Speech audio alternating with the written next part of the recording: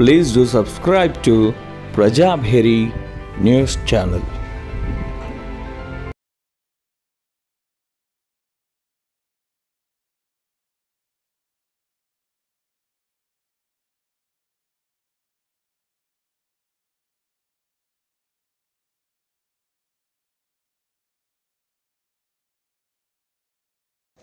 Urea app ద్వారా urea ఇస్తుండ్రు, రైతులకు ఇబ్బంది అవుతుంది.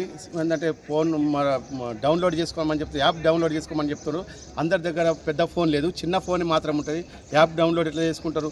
మరొకటి యూరియా ఫర్టిలైజర్, ప్రైవేట్ ఫర్టిలైజర్లు ఏం చేస్తారు అంటే యూరియా 260 రూపాయల యూరియాకు 350 తీసుకొని మరి లిక్విడ్ ఇవి తీసుకోవాలంటే ఇబ్బంది పెడుతుండ్రు.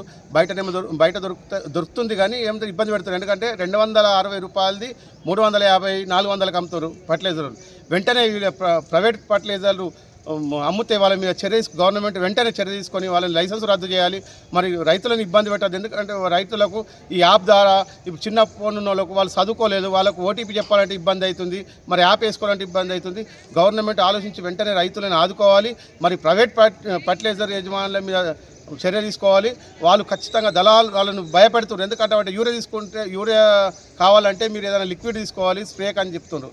అదే ఇబ్బంది అవుతుంది. మరి రేటు 350, 400 తీసుకుంటారు. వెంటనే గవర్నమెంట్ అరికట్టాలి. వాళ్ళ మీద ప్రైవేట్ ఫర్టిలైజర్ మీద చర్య తీసుకొని వాళ్ళ లైసెన్స్ రద్దు చేయాలి. ఎవరు ఎక్కడ డబ్బులు తీసుకుంటారో వాళ్ళని వెంటనే లైసెన్స్ రద్దు చేసి రైతులను ఆదుకోవాలని గవర్నమెంట్కి డిమాండ్ చేస్తున్నారు.